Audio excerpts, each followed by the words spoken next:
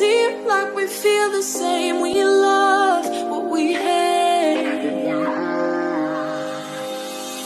We lie, but we know we can't widen. How to understand that there's a plan that are full of hope and an abundant future. Hello friends, this is Yundel, and today's share is about understanding that each and every one of us, there's a plan which has full of hope and an abundant future. This is just my share from my own life experiences and of course from my own reading. When I am saying from my experiences, I am old already and I already experienced a lot in this life journey. I learned a lot about life. It's not easy. And what I have been experiencing all these years, I am sharing this with you because therefore I survive now. I survive life because of what I have been through. So, remember always, when you are depressed, when you are discouraged, when you are frustrated of your situation, why you are struggling, why you are suffering, why there's a lot of problems in your life right now. Stop for a moment, think, and go back to your source. Your source is God. God created you amazingly great. And each and every one of us, He has a plan for our future, which is full of hope. So do not be discouraged. When you are hoping into something, you cannot just drown down into depression, into anxiety, into the huge problem. Whatsoever problem you are facing right now, there is a solution. The problem is there to be solved. Do not be discouraged. Turn around that mindset. Think that God has a plan for you and things are happening for a reason. It is very important that we can really understand this, because when we can understand that God has a special plan for us which has full of hope and an abundance future, you won't be drawn into depression. You won't be drawn into frustrating situation because you are understanding that this is happening for a reason. This is happening for a reason. So you need to be prepared.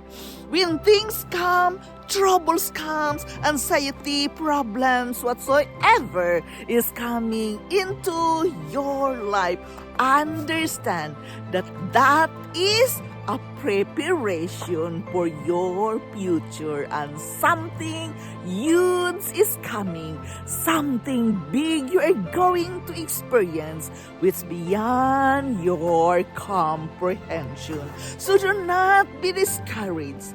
You must have to let your mind work, change that mindset. Have a hopeful heart and a hopeful mindset. When I am thinking about a hopeful mindset, try to find the good words. Try to find the inspiration words that which you are thinking, it will plant it into your heart and it will comfort you the things you are facing at this very moment. Believe me, I have been through a lot in this life journey, including my husband who took suicide, and I am living alone in many years, supporting my children. It's not easy, but if we can turn around our mindset, thinking of the source, that we are not here on this earth to suffer, but we are here on this earth to learn and enjoy the process of this life journey, when you can be broad-minded enough to understand the whole situation, that we are here to learn, we are here to grow, and therefore we must find a way to inspire ourselves, to comfort ourselves, and to have that hope which God has promised us. Because He said that He has a special plan to each and every one of us. Not just me, but also you. But you have to acknowledge His goodness first every day, thanking Him for your life. You have new life every day, and be willing to face whatsoever may come that day with full of hope and thinking that you are living in an abundance life. I am sharing with you one of the verses that inspire me every day when I am struggling into something. I have to open in the book of Jeremiah 29:11, as it says, "For I know the plans that I have for you, declares the Lord, plans to prosper you and not to harm you, plans to give you hope and a future." Long before we were born, God laid out the plan and purpose to our life. We must understand this, that each and every one of us has a purpose. His will is unstoppable. When it's His sovereign will for us to be blessed, it's not dependent on anything that has happened to us or anything we are currently facing. The blessing will overtake us. It's unstoppable. There's nothing we can do or not do to keep His sovereign will from coming to pass or to get God to change His mind. We'll see favors and that we didn't earn. We'll see blessing that we didn't deserve. We weren't born into, and we cannot explain why this is happening to me. Blessings will chase us down when we believe in Him. We will face some things we don't understand in this life journey. It is a part of the process. We don't understand, but we must try to understand that His plans for us are full of hope. The enemy will try to cause us to doubt, but we can stay in peace knowing that it's all working according to God's will. We're not at the mercy of fate or happenstance. We don't have to worry about something can happen or how we're going to come through. The sovereign God has already not only planned it, but He will make it happen. It's up to you. It's up to Him. You can rest in His plan. The key here of understanding all these things is always be grateful, thanking Him for His plans for our life, because His plans are full of hope and an abundant future. Thanking Him that He is calling us to trust Him and to be comfortable not knowing how everything will work out. We must just believe that He not only have written His plans, but that He will make them happen.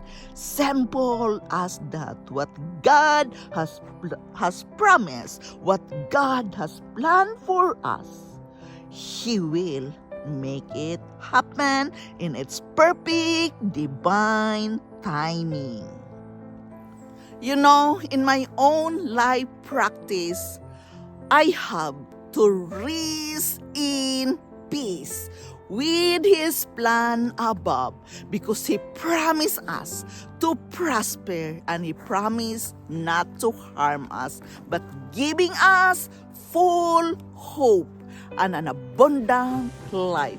When you can trust what is written there, it will come to you in its perfect divine timing. There is divine timing in everything. And we have to understand that. It takes maturity to understand what is written in the scripture. But what else I can do in this life journey if I don't trust Him? Of course, I become so depressed if I don't have Him. Don't you know that living alone with children is very hard? It's hard. But through His promise that He's going to prosper me, He's going to have that special plan for me, full of hope and an abundance life. I keep on hoping until now, even I'm old already. Because anyway, I survive life because of what I am believing for. That His plan for all of us is to prosper and not to harm us. The discouragement, the trials, the problems, the challenges is there for us to grow, to learn, and to follow His path. Therefore, it is very important that we must understand this. This is Yundel. Thank you for listening. Thank you for dropping here in my channel. I am very grateful to each and every one of you. I love you all, and bye-bye. Like we feel the same, we